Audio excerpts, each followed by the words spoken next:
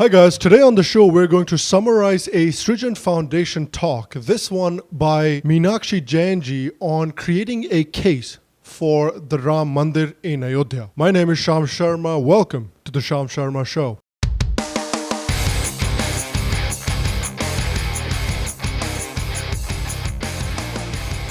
Hello and welcome to another edition of the Sharma Show. Thank you very much for joining me today. Thank you very much for watching. I appreciate you. Okay, first and foremost, guys, the full version of this talk you can go find on the Srijan Foundation YouTube channel. The link to that YouTube channel is provided in the description below. I am just going to be summarizing some of the main points from the lecture that has been given there by Srimati Meenakshi Jain ji. I would really recommend that you go check out the full lecture as well. Okay, so a case has always been made by the left historians that the worship of Sri Ram is actually a 19th, 18th century phenomenon and didn't really exist before the British times. But there's plenty of evidence of Ram Kathas and of stories of Ram that have been circulated and that have been told for several centuries, even before the Common Era. In fact, Valmiki wrote much before the Christian era that the Ramayana or the story of Ram has been recited by the sons of Ram as well. The popularity of the Ramayana pervades the entire country in such a way that there are around 25 versions of the Ramayana in Sanskrit alone. And there are over 300 vernacular versions of the Ramayana all around the country as well. In fact, V.S. Suptankar says that the Ramayana was known as an ancient work even before the Mahabharata came into its present form. Also in the 2nd century AD, the Buddhist writer Kumar Lata talks about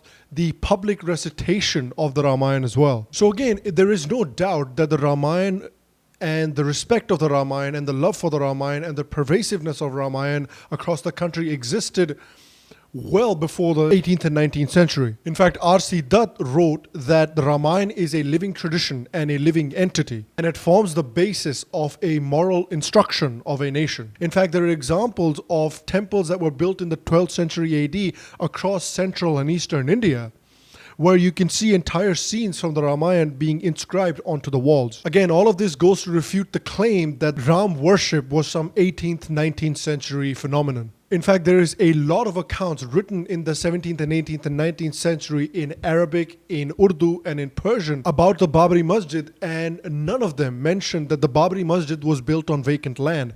All of them mentioned that the Babri Masjid was built after the destruction of a Ram temple, and then the masjid was built on top of it. In fact, Abul Fazl also wrote that Ayodhya is important and has a deep spiritual significance for Hindus because Ram was born there. And there are also records throughout the Middle Ages of the significance of Ayodhya, the significance of Ramjanmabhoomi, and the fact that Hindus considered the Ramjanmabhoomi to be the actual birthplace of Ram. Akbar had given around 6 bighas of land to Hanuman Tila to the Hindus in 1600, and when that lease was being renewed in 1723, the scribe who was writing the lease from Ayodhya, from Hanuman Tila, also wrote that he is writing this record from the birthplace of Ram. More records of the spiritual significance of the Ram Janmabhoomi to Hindus are also there. William Finch, a trader with the British East India Company, also wrote a detailed account of that area during his visit, and he also wrote that around the Babri Masjid and around the Ram Janmabhoomi,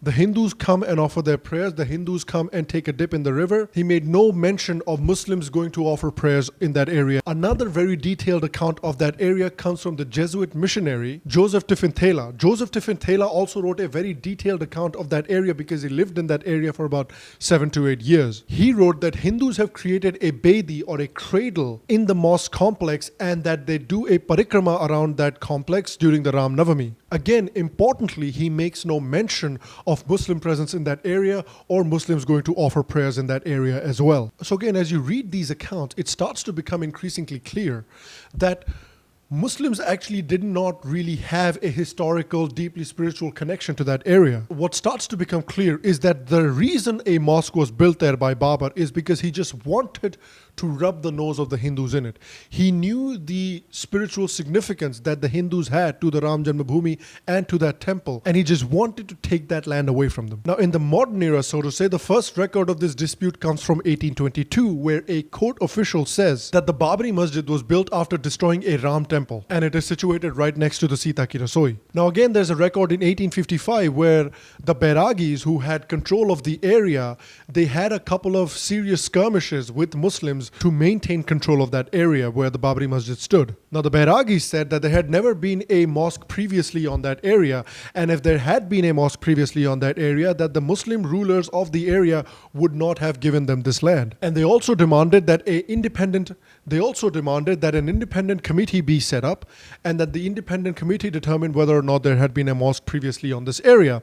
And the independent committee was set up, and they also did not find a presence of a mosque in that area previously. Then in around 1870, a settlement officer of the British Empire in the area named Patrick Carnegie, he also noted that there was a dispute between Muslims and Hindus for control of that area about a decade and a half ago. And then to resolve that dispute, what the British essentially did is they created a railing in the mosque complex where on one side of the railing inside the mosque, the Muslims were allowed to go and offer prayers. And on the other side of the railing in the mosque complex, the Hindus were allowed to keep offering their prayers. And thus, after that became the status quo. But before that, the Hindus had free access to the mosque. So it goes on to show as well that this feeling of claiming this area within the Muslims has been a relatively new entity, but the spiritual significance and the feeling of reclaiming the area within Hindus has been a very, very old phenomenon. In fact, over the years, right under the noses of the British as well, through some sneaky means, the Hindus ended up adding a chulha, a kotri to put the Ram Lala statue in, and Sri Ram's Charan Paduka within the temple complex as well. This just shows their commitment to not lose the area and to eventually reclaim the area because they had such a deep connection to that area. Then also in 1885, the Mahants filed a case with the British government to build a small temple in the masjid complex because since there was no structure there, in the monsoons they were susceptible to the rain and in the winter they were susceptible to the cold, so they asked the government to build a temple there. And then this case went through actually 3 layers of courts, and all the courts recognized that the Hindus actually have a very, very strong case to build a temple there on the premises.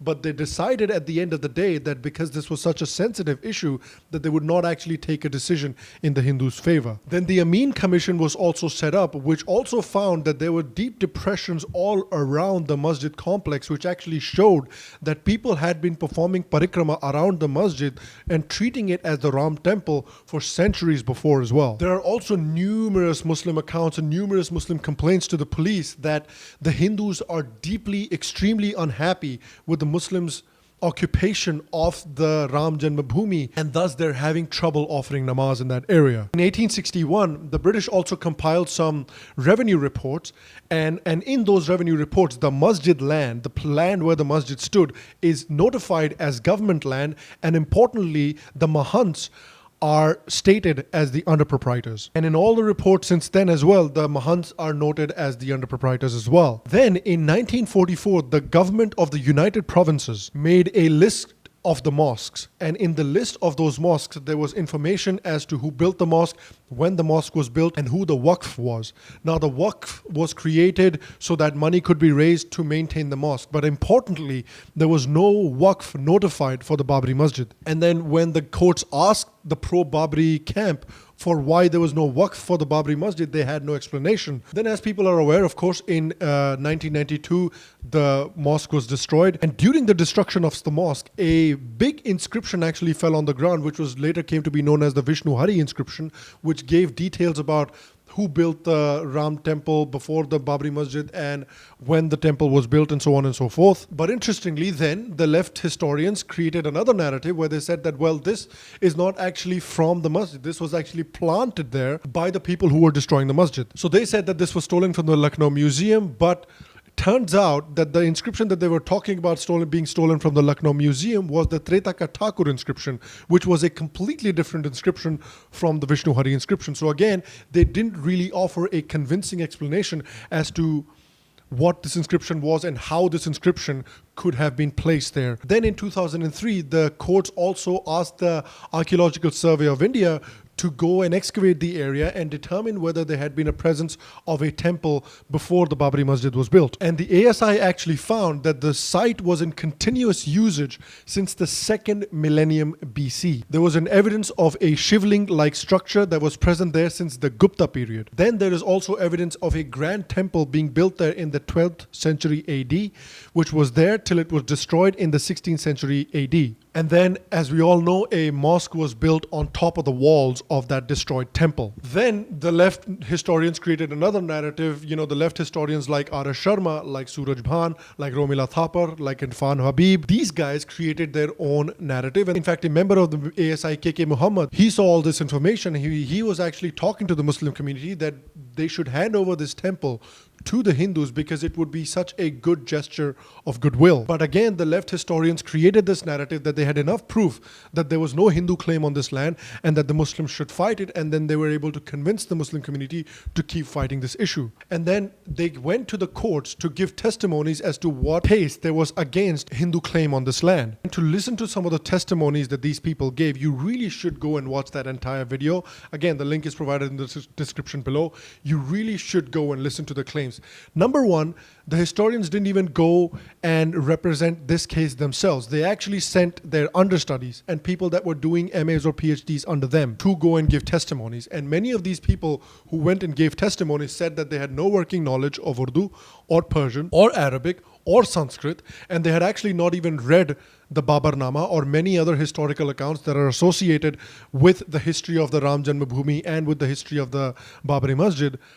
But they had only written books and papers that were written by these leftist historians, and they were going off the information that they had from those books and those papers. The courts obviously recognized the weakness of the arguments that they made, and thus the Allahabad High Court in 2010 gave the decision that they gave, and there doesn't seem to be much to indicate that the Supreme Court decision is going to be much different, or the left historians would be able to overturn the Allahabad High Court's decision. So this is basically a summary of the talk that Meenakshi Jain ji gave in the Srijan Foundation talk. Again, I would recommend that you go check out that full lecture. A lot of these leftist historians are Hindus. Ghar ka bhedi, lanka dhai. That saying holds a lot of water even today. So guys, I hope you got a small understanding of the Ramjanmabhoomi issue and the Ramjanmabhoomi story so far. The reason this story is important to reach as many people as possible is because the left is again creating this narrative around the Ramjanmabhoomi and the Babri Masjid, even though it's a false narrative. So for us who are trying to create the right narrative, and for people in the Srijan Foundation and people like Meenakshi Jain ji who are trying to create the right narrative, it is very important that this narrative and this story and the facts reach as many people as possible. So if you find this video useful in any way, please share this video with as many people as you can.